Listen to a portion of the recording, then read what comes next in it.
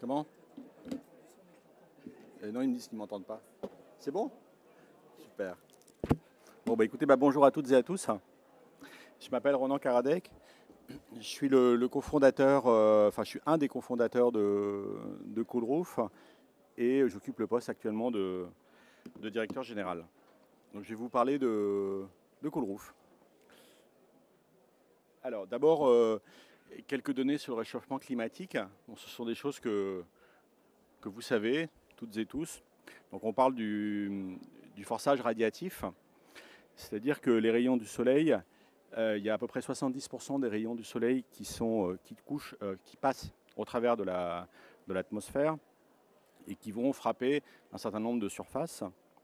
Et donc si on prend deux exemples qui sont assez opposés, d'abord la banquise, 90% des rayons du soleil vont être réfléchis par la banquise et donc ne vont pas pénétrer la banquise. Et réciproquement, si on prend l'exemple de la mer, c'est l'inverse. On va avoir 90% des rayons du soleil qui vont être absorbés par la mer et donc le pouvoir de réflectivité de la mer sera bien moindre que celui de la banquise. Donc ce sont des choses que vous savez toutes et tous et nous on exploite en fait ce phénomène-là. Alors, ce qui se passe sur un toit, c'est la photo qui est à gauche, donc c'est une photo thermographique avec une caméra thermique. C'est qu'en fait, la majorité des toits en France et en Europe sont faits à partir de matériaux bitumineux. Et donc ces toits montent en température de façon importante. Donc sur la photo à gauche, on va avoir des températures qui vont être de l'ordre l'été de 60, 70, 80 degrés sur les toitures. Donc ça va présenter un certain nombre de difficultés sur la toiture. Alors les difficultés, ça va être que le matériau va se dilater fortement et après l'hiver, il va se contracter. Et ça va expliquer au fil du temps le fait que ça va créer des micro-fissures et donc le matériau va s'abîmer.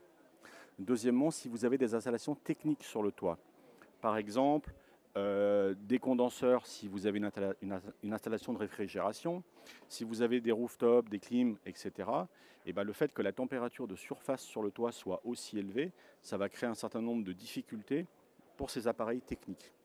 Si vous avez par ailleurs une centrale photovoltaïque, vous savez que les panneaux fonctionnent avec un rendement à peu près de 20%, mais à la condition que la température environnante le panneau soit à 25 degrés.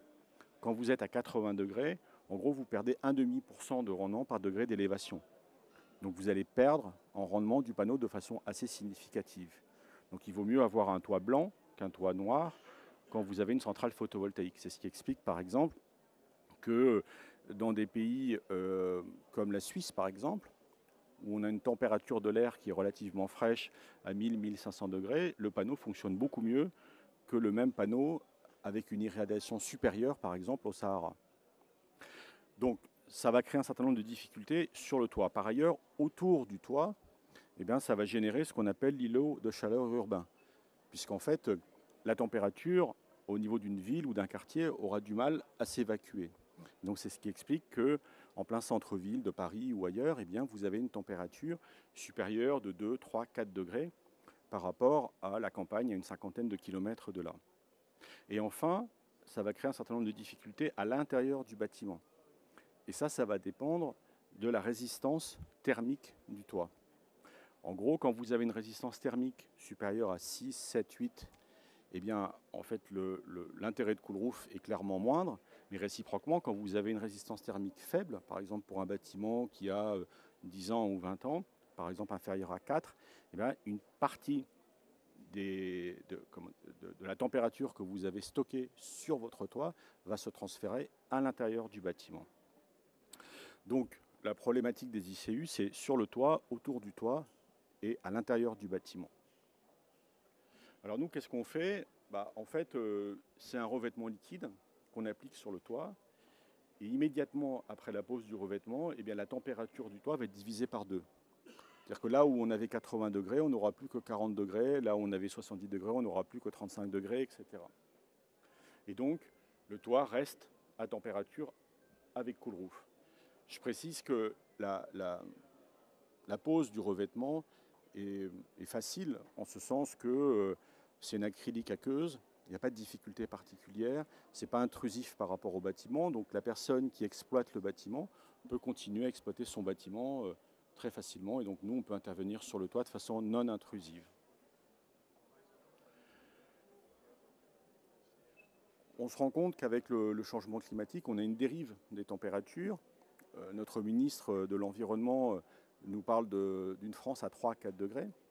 Donc 3 à 4 degrés, c'est en moyenne, et il oublie de dire que c'est compte tenu de la température qui est absorbée par la mer. Et donc en fait, en France, si on parle des bâtiments et de la vie courante, eh bien, on peut se dire qu'on va avoir une augmentation des températures de l'ordre de 6 à 8 degrés. Et donc au pic, on peut imaginer 10 à 12 degrés. Donc la réflexion naturelle, c'est de se dire que finalement c'est facile, il suffit de se climatiser. En réalité, la climatisation, c'est et une solution et un problème. En ce sens que d'abord la climatisation, ça ne tourne pas à l'eau tiède, il faut des kilowattheures. Et donc ça a un effet anthropique sur le changement climatique lui-même. Donc nous, on est une solution d'atténuation de ce point de vue-là. Et donc on limite l'ampleur du changement climatique. Bon, deuxièmement, on est une solution d'adaptation. En réalité, ce qui se passe, c'est qu'on a oublié ce que nos anciens savaient et ce que les Grecs ont inventé il y a 25 siècles. On a tout simplement oublié. Et donc maintenant, on se rend compte que du fait du changement climatique, donc de plus en plus de canicules, de plus en plus importantes, de plus en plus fréquentes, etc. Et deuxièmement, de la hausse du prix du kilowattheure, donc au 1er février, il a augmenté encore de 10%, eh bien, naturellement, ces solutions passives trouvent un chemin sur le marché qui est finalement assez naturel. Donc on considère que la climatisation, c'est la future next carbon bomb. On en a 1,2 milliard qui sont installés en 2022. On prévoit un triplement du nombre de climatisations dans quelques années en 2050. Donc c'est une solution et un problème.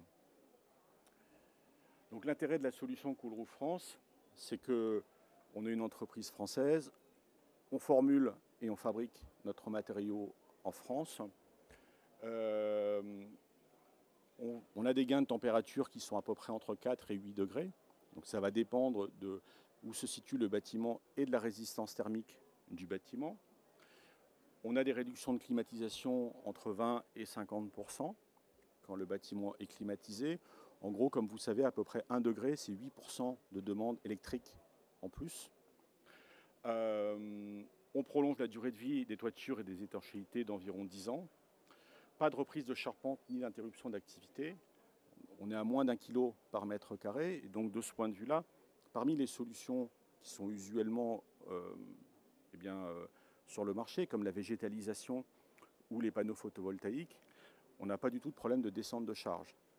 Le photovoltaïque, c'est à peu près 20 kg au mètre carré. La végétalisation, c'est entre 80 et 120 kg au mètre carré. Donc ça veut dire renforcement des charpentes, renforcement des fondations, etc.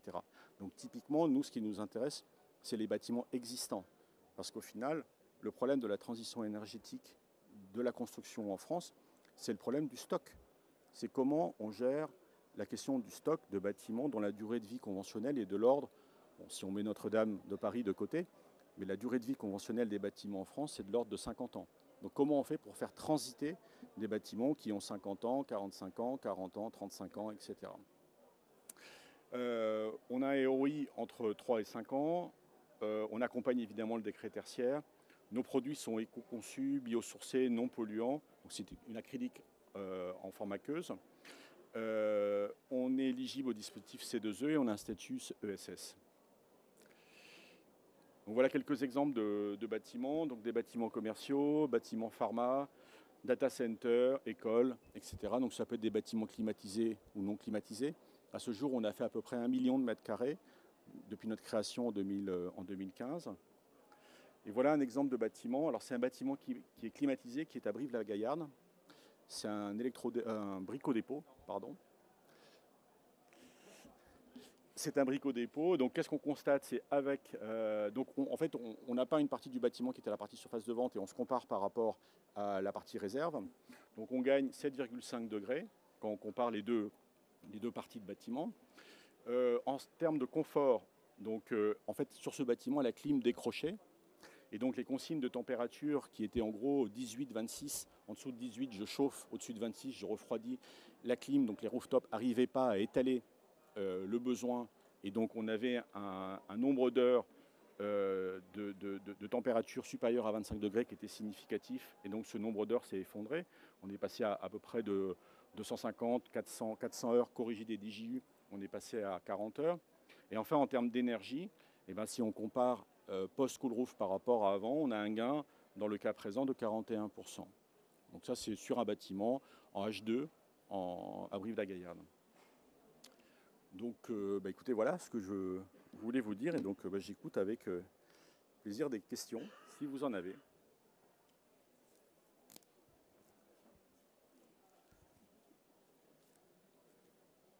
Oui, bonjour. J'avais une question dans le cas d'une réhabilitation. Si donc la toiture est déjà étanchée avec une étanchéité bitumineuse, il faut prévoir de refaire le revêtement avant de pouvoir appliquer la solution Cool Roof? Oui et non, c'est-à-dire que nous, pour chaque bâtiment, on fait une visite technique. Donc, soit le bâtiment, on considère qu'il est usé mais non fuyant, et à ce moment-là, on vous propose d'intervenir. Si le bâtiment est fuyant de façon significative, on n'est pas une solution d'étanchéité. Et donc, on vous recommandera préalablement de faire une opération d'étanchéité. Nous, on est simplement un matériau thermo-réflectif. On n'intervient pas dans le champ de l'étanchéité. Okay, mais du coup, on peut l'appliquer même si le revêtement il est usé Absolument. Et pas tout neuf, quoi. Absolument. Nous, on est intervenu sur des toits qui avaient 30 ans, qui étaient correctement maintenus et sans difficulté particulière.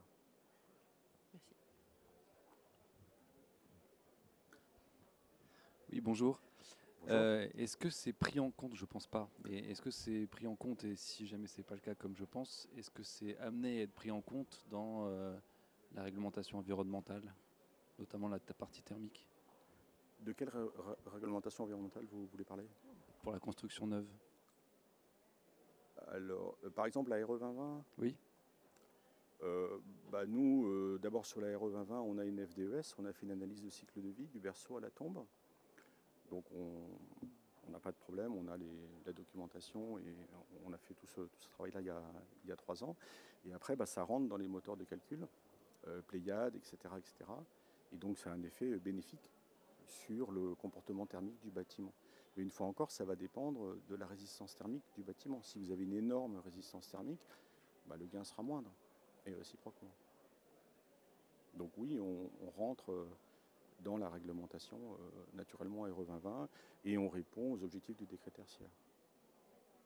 Ce qui veut dire que par exemple, on pourrait réduire la résistance thermique sous toiture avec cette solution ou... Je pense qu'après, l'autre problème qu'il faudra considérer, c'est le besoin de chauffage. Mais une fois encore, ça va dépendre de l'usage du bâtiment. Si par exemple, vous êtes dans un data center et où vous avez un fort dégagement calorifique à l'intérieur du data center, je pense que c'est une réflexion à avoir en fait. Parce qu'un data center, le problème, c'est le besoin de refroidissement en fait. C'est pas le besoin de chauffe. Donc dans un data center, je pense que ça peut être une réflexion en effet, de réduire la quantité d'isolation que vous mettez.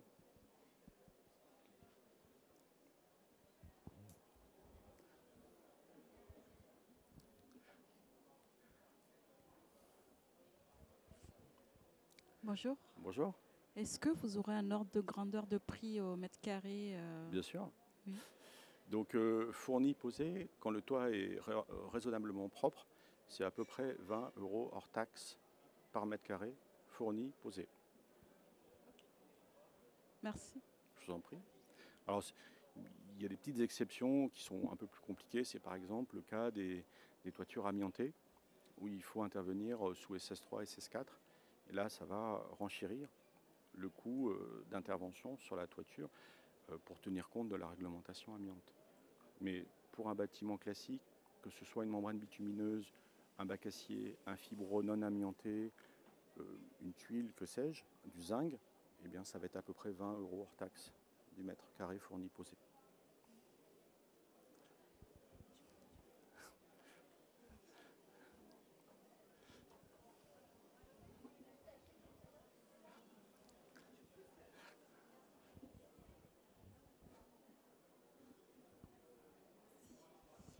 Du coup, c'est pas que sur les revêtements bitumeux, Non. sur le zinc, enfin sur Paris, c'est un peu plus. Vous avez eu des autorisations administratives de poser ça sur des toitures zinc à Paris? Alors là, il y a plusieurs questions. Il y a une question technique, donc techniquement, il n'y a Ouais. pas de problème. On peut poser sur du zinc. Après, il y a Et des de la questions. tuile aussi? Oui, là, il n'y a pas de problème. Après, il y a des questions de réglementation d'urbanisme. Ça, c'est une autre question. Et ça va dépendre du PLU, de la commune où se situe le bâtiment. Donc, on modifie la 5e façade, donc normalement, déclaration de travaux et autorisation de la commune. Donc, aujourd'hui, il est vrai que dans un certain nombre de cas, il y a une certaine, non pas hostilité, mais voilà, le fait que la commune n'est pas forcément volontaire, etc. C'est en train de changer. Il y a déjà un certain nombre de communes qui ont changé leur PLU. Et en fait, on rencontre les mêmes difficultés qu'il y a quelques années des panneaux photovoltaïques où l'ABF, etc., pouvaient penser que ce n'était pas adapté. Oui, On hors ABF. Mais hors ABF, il y a toujours l'application du PLU. Alors, spécifiquement sur Paris et sur le Zinc, on va avoir les questions patrimoniales. Donc, nous, on travaille actuellement sur une version qui serait grisée de notre peinture et qui permettrait en fait d'avoir quand même un bénéfice réflectif, mais surtout le bénéfice de l'émissivité. Parce qu'en fait, on joue sur 2 paramètres. La réflectivité, que chacun comprend assez facilement, et l'émissivité, qui est plus difficile à comprendre comme paramètre, qui est la capacité d'un matériau à absorber de la chaleur ou pas. Le zinc, puisque c'est un métal, il absorbe beaucoup la chaleur. Et nous, on rétrocède beaucoup de chaleur en fait. Donc c'est pour ça qu'on travaille spécifiquement sur ce sujet du zinc sur la ville de Paris. Mais pour le moment, c'est pas au point. C'est en cours. Et ça se présente bien? Ouais. Ouais, c'est cool. Ouais.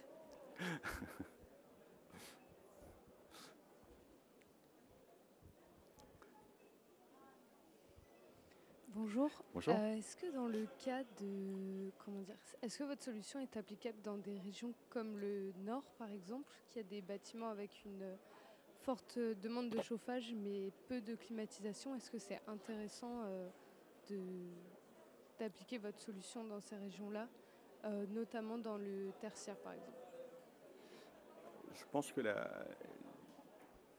il y a plusieurs, il y a plusieurs aspects dans votre question. La première question, qui nous est usuellement posée, c'est la perte d'opportunité l'hiver. Et donc, de fait que le soleil, etc., on a besoin des calories du soleil l'hiver. En réalité, le soleil, il est beaucoup plus bas sur l'horizon l'hiver que l'été, et deuxièmement, les jours sont plus courts. Donc, il y a une perte d'opportunité l'hiver, mais qui est bien moindre du gain qu'on fait l'été. Donc ça, c'est une première réponse. La deuxième réponse, c'est dans le nord, ça va dépendre où on se situe. Parce que si on prend des régions continentales, par exemple, on a beaucoup travaillé l'été dernier en Alsace, on a des températures qui sont très élevées en fait en Alsace, alors qu'on est dans la même zone climatique, on est en H2 ou H1, je pense, par rapport à la Bretagne, qui a un climat tempéré. Donc, nous, on est bretons. On est la pire région de France. On n'aurait jamais dû démarrer en Bretagne. Voilà, jamais. C'est absurde, mais bon, c'est comme ça, on est bien quelque part. Et donc, de fait, sur des climats continentaux, les zones climatiques de l'ADEME sont assez mal faites finalement, puisqu'en fait on coupe la France en rondelles horizontales. H1 au-dessus de Paris, on va dire, H2 entre Paris, Bordeaux-Lyon et H3 au sud de Bordeaux-Lyon. En réalité, on pourrait imaginer des zones climatiques un tout petit peu différentes sur la surchauffe, en disant en gros France continentale et France océanique. Et on aurait probablement des résultats assez différents.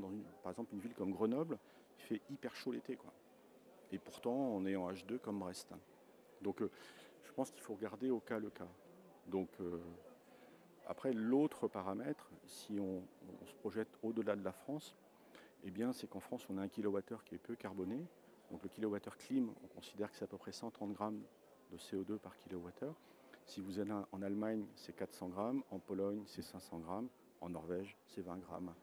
Donc, sous l'angle de la décarbonation, eh bien, vous avez tout intérêt à adopter des solutions qui sont passives comme celle-là. Merci. Je vous en prie.